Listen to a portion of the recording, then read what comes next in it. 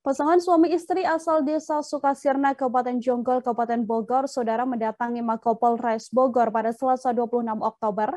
Keduanya menanyakan soal kasus kematian anak mereka yang sudah sebulan lebih menjadi misteri. Sang anak yang masih duduk di bangku kelas 5 SD tersebut sebelumnya ditemukan meninggal dunia pada September lalu. Ditemukan setelah 4 hari hilang, namun kondisi korban tewas mengenaskan di semak-semak di Kampung Tanggulung, Caryo, Bogor. Keluarga bahkan menduga bahwa korban ini tewas karena dibunuh karena ada sejumlah luka di bagian tubuhnya. Untuk mengetahui bagaimana informasi selengkapnya, ada wartawan Tribunnews Bogor, Naufal Fauzi, yang akan memberikan informasinya pada Anda. Halo, selamat sore, Naufal. Halo, selamat sore Nila.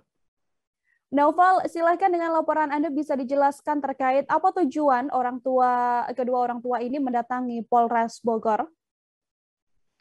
Baik, saya informasikan bahwa kemarin ini ada sepasang orang tua yang mendatangi Mako Polres Bogor di Cibinong, Kabupaten Bogor.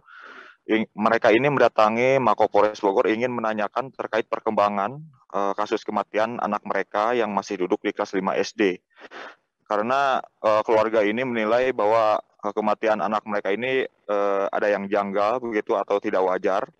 Dan sebelumnya kasus temuan kematian anak korban ini ditangani oleh Polsek di Cariu, namun akhirnya dilimpahkan ke Mako Polres Bogor sehingga pihak keluarga mendatangi Mako Polres Bogor untuk menanyakan perkembangan terkait kasus tersebut. Namun sementara ini pihak keluarga masih belum mendapat perkembangan sesuai harapan mereka. Demikian.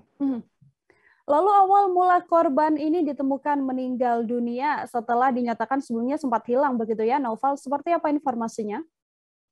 Baik, jadi sebelum korban ini ditemukan meninggal, jadi korban ini dan keluarganya tinggal di wilayah Jonggol. Dan pihak si korban ini awalnya pergi untuk membeli kuota, namun sejak saat itu terjadinya tuh di akhir Agustus. Dan saat itu setelah pergi membeli kuota, korban ini tidak kunjung kembali sampai berhari-hari. Sampai akhirnya pada hari keempat ada kabar penemuan mayat di wilayah kecamatan tetangga, yaitu di wilayah Cariu yang memang agak cukup jauh dari rumah korban. Dan ternyata mayat tersebut adalah anak dari keluarga tersebut yang sudah 4 hari dicari.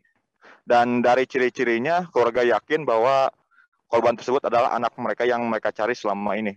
Demikian. Lalu dari keterangan pihak orang tua sendiri, Naufal, apa yang membuat mereka curiga begitu ya terkait kondisi korban pada saat ditemukan?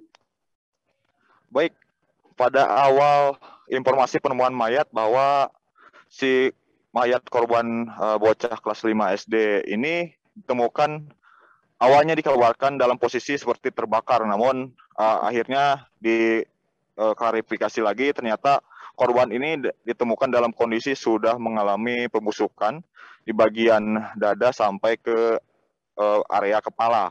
Dan pihak keluarga mencurigai bahwa mayat korban ini diduga dibunuh oleh seseorang karena ada luka yang cukup besar di bagian punggung atau bagian belakang. Namun pihak keluarga masih belum memastikan terkait luka tersebut karena hasil otopsi masih belum keluar. Demikian. Lalu pada saat ditemukan, Naufal, apakah memang hanya korban saja atau mungkin ada barang-barang korban juga di lokasi atau bahkan barang-barang milik korban ini hilang?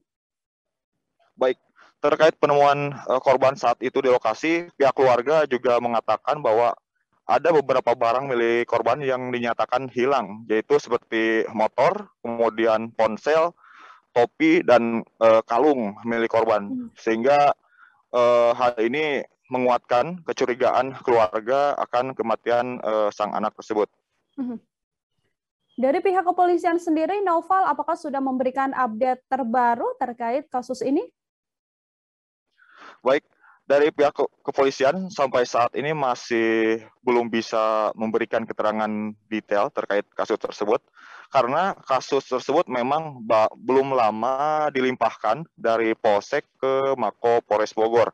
Jadi pihak Satreskrim Polres Bogor saat ini juga mendeteksi bahwa memang ada beberapa saksi yang masih belum diperiksa, dan sampai saat ini pemeriksaan saksi-saksi masih dilakukan dalam penyelidikan kasus ini. Demikian.